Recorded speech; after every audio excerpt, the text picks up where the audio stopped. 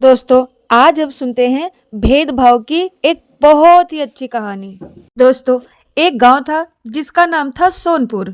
बाहर से देखने पर यह गांव बहुत ही शांत लगता था, लेकिन इसी गांव के एक छोटे से घर में भेदभाव की ऐसी आग चल रही थी जो किसी को दिखाई नहीं देती थी।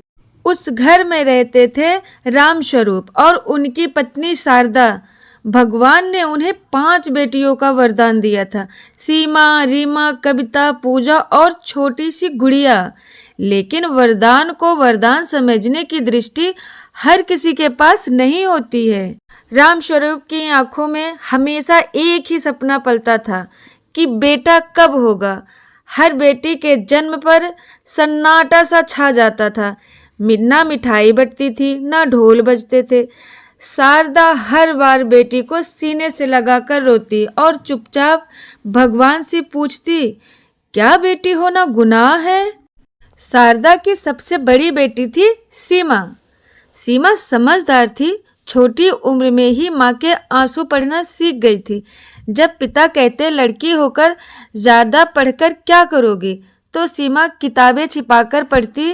वह जानती थी उसके सपने घर की दीवारों से टकराकर टूट जाएंगे। और दूसरी बेटी थी रीमा। रीमा को गाना गाना पसंद था। उसकी आवाज में दर्द और मिठास दोनों थे।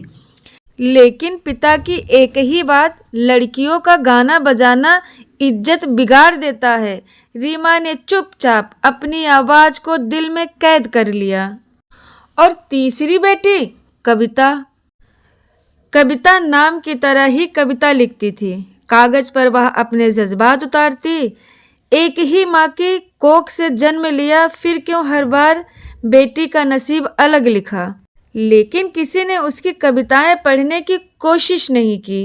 चौथी बेटी, जिसका नाम था पूजा सबसे ज्यादा सहनशील थी। घर का सारा काम उसी के कंधों पर आ गया था। लड़की हो, काम तो करना ही पड़ेगा। यह वाक्य उसने बचपन से सुनते सुनते अपना काम ही बना लिया था। और शारदा की 5वीं बेटी थी गुड़िया, जो सबसे छोटी थी।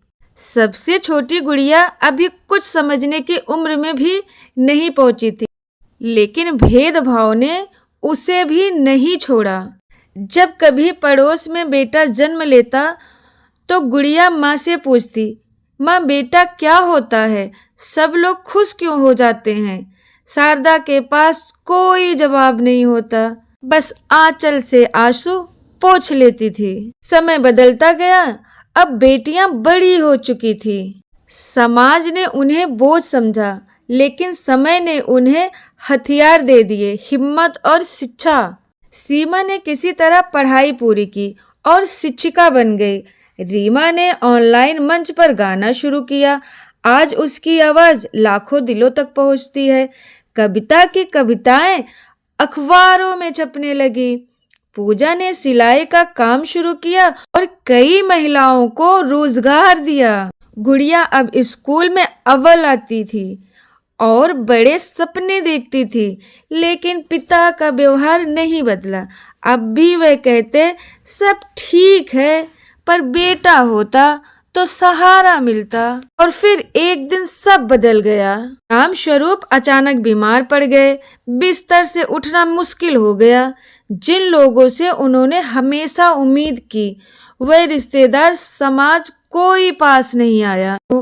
उस समय 5 बेटियां एक दीवार की तरह खड़ी थी। सीमा अस्पताल ले गई। पूजा ने दिन रात सेवा की।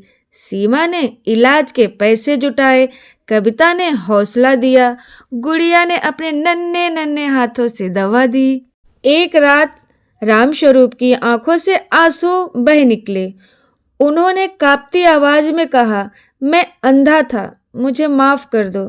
मैंने बेटियों को बोझ समझा, लेकिन आज समझ आ गया, बेटियां बोझ नहीं, जीवन का आधार होती हैं। और फिर अंत में राम स्वरूप तो सुधर गए। लेकिन यह कहानी सिर्फ एक घर की नहीं है, यह हर उस समाज की कहानी है जहां आज भी बेटियों को जन्म पर सवाल उठाते हैं। वो कहते हैं ना, भेदभाव चुपचाप मारता है, सपनों को, आत्मविश्वास को और इंसानियत को अगर आज भी हम नहीं बदले तो कल की गुड़िया हमसे यही पूछेगी, मैं बेटी हूँ तो मेरी गलती है क्या?